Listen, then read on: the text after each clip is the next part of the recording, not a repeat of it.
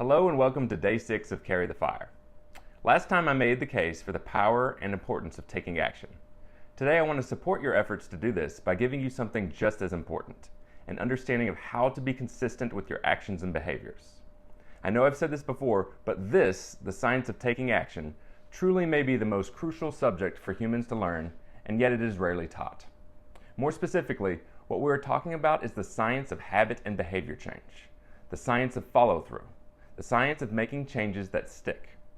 Every year, millions of Americans make New Year's resolutions. Millions more attempt to adopt new disciplines at other times of the year.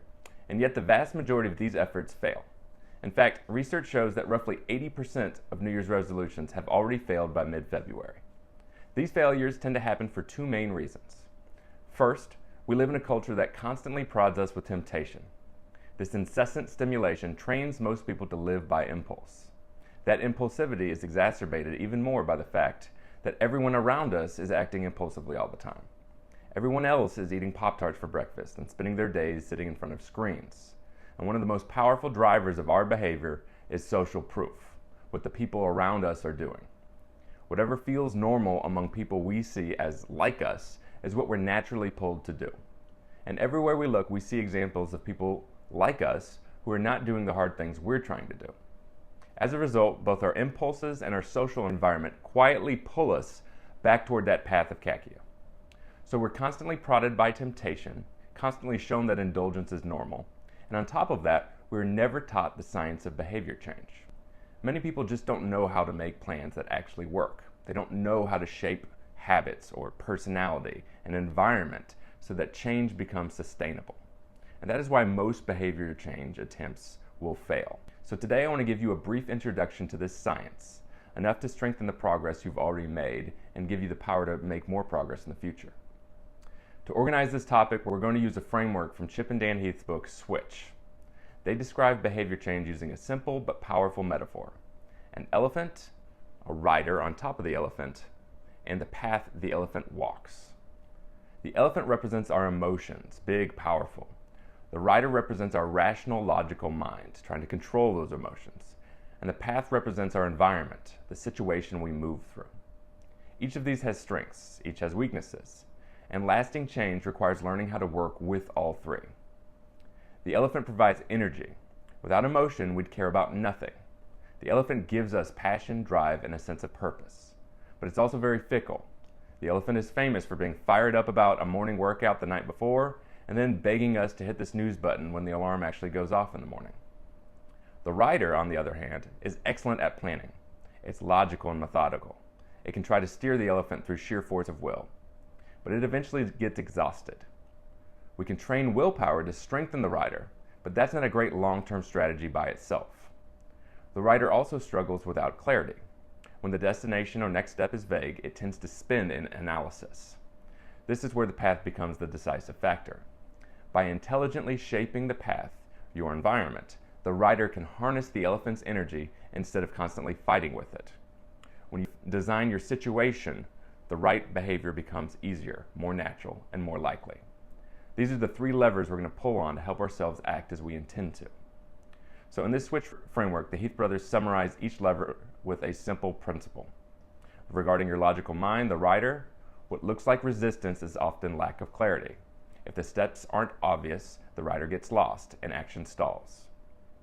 Regarding your emotions, the elephant, what looks like laziness is often exhaustion. If you're relying on willpower alone, it's usually a sign that your systems need to be redesigned. And regarding your environment, the path, what looks like a people problem is often a situation problem. You can't hold yourself to the same standards as everyone else. But you should pay attention if everyone around you is failing to act in the way you want to act.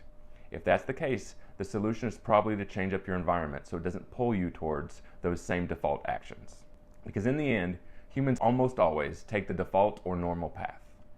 In their book Nudge, Nobel Prize-winning economists Richard Thaler and Cass Sunstein, a Harvard law professor, showed just how powerfully small nudges shape our human behavior.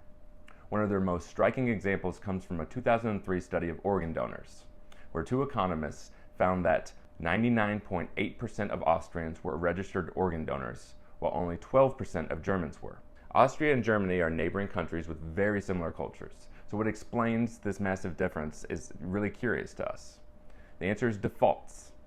In Austria, citizens are organ donors by default. If you don't want to be one, you have to opt out. In Germany, you are not a donor unless you actively opt in. All right, and that's the reason behind the big difference. Humans overwhelmingly choose the default option. And make no mistake, every situation has a default.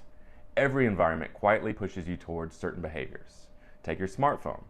By default, it buzzes, lights up, throws red notification badges at you all day long.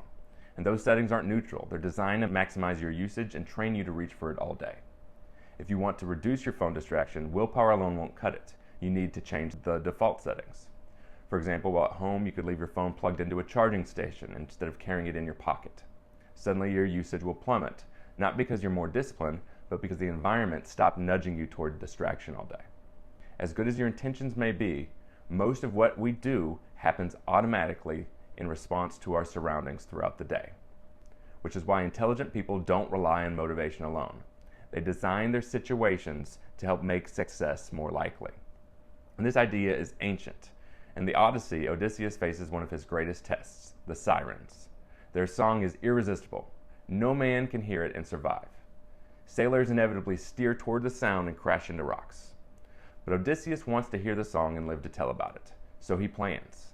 He has his crew plug their ears with wax, and he orders them to tie him to the mast, under strict instructions to ignore him no matter what he says. When the sirens sing, Odysseus begs to be released. He pleads, he commands, he threatens. But he had planned for that. The crew ignores him, and Odysseus becomes the only man ever to hear the sirens and survive. This is a perfect example of designing the path. Odysseus followed 3 steps. Number 1 was goal setting. He decided what he wanted. Number 2 was education. He learned exactly how the sirens worked so that he could make a plan around it. And number 3, he designed a situation that accounted for his future weakness. He planned. That's how real behavior change works. Using the Elephant Rider Path framework, we can implant any habit the same way. First, you decide what you want to be. Be honest, be realistic, start small, and define success clearly. Second, you create a specific plan for specific actions at specific times. This is the rider's job. Eliminate ambiguity, remove decision making, know exactly what happens and when. Third, shape the environment. And in addition to the environment, we want to know about habits. Habits follow a simple loop: cue, routine, reward. Every habit gives you something you want. If you want to break a bad habit, remove the cue. If you want to build a good one, engineer the cue and the reward. So maybe you stop for fast food every day on the way to school. A simple fix might be to take a different route or deleting the food app from your phone. More drastic solutions, like accountability with consequences, can work as well. For new habits, keep it simple. Set an alarm clock to work out. Do the workout, then have your favorite post-workout shake or a peanut butter sandwich, all right? Something you love, but only if you trained. If you tend to ignore alarms, that's not a character flaw, it's a design flaw. Pause and discuss how you could redesign your environment to make ignoring the alarm harder, right? That might be multiple alarms, accountability with someone who won't let you off the hook, right? There is a way. If you were at a Marine boot camp, you'd get up on time. And so that proves the point. There is an environment where you would do the hard thing. The work is learning how to recreate versions of that environment in your own life. So let's bring all this together now. If you want habits to stick, you must stop thinking of change as a motivation problem. It's very rarely just a motivation problem. It's a design problem. You don't change your life by becoming a different person overnight.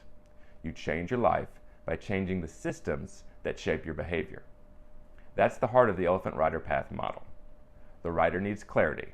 What will you do and when? The elephant needs energy and emotion.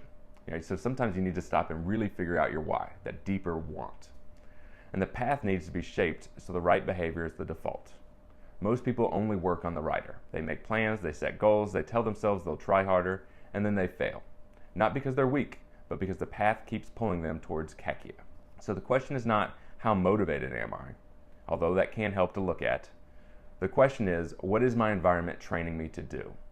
That's why Odysseus didn't rely on self-control. He didn't say, I'll just resist when the sirens sing, which is what most people do most of the time. I'll just resist. No, he changed the situation. He tied himself to the mast. He removed the option to fail. That's wisdom. That's exactly what you must learn to do with your habits. Let's take the cold shower as an example. Ask yourself, what is my cue each day? Is it changing each day? If so, that's probably not good. All right, so an alarm, time of day, after brushing your teeth.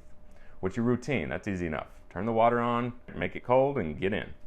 And then what's your reward?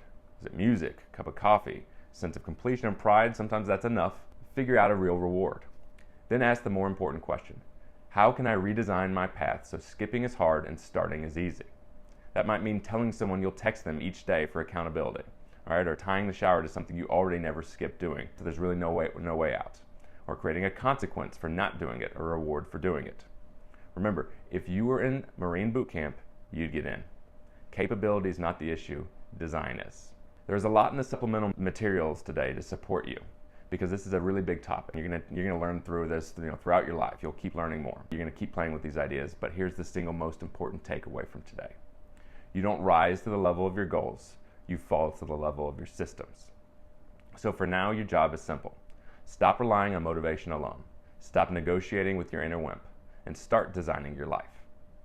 To support this, we will have a few discussion questions and then a series of prompts to help you create a positive change this week. Next time, we're going to go even deeper into the mind itself, all right, into these really deep fundamental ideas about the human mind and how belief, expectation, and perception shape what you think is possible. But none of that matters unless you act. So hop into those discussion questions, and I'll see you next time. Carry the fire.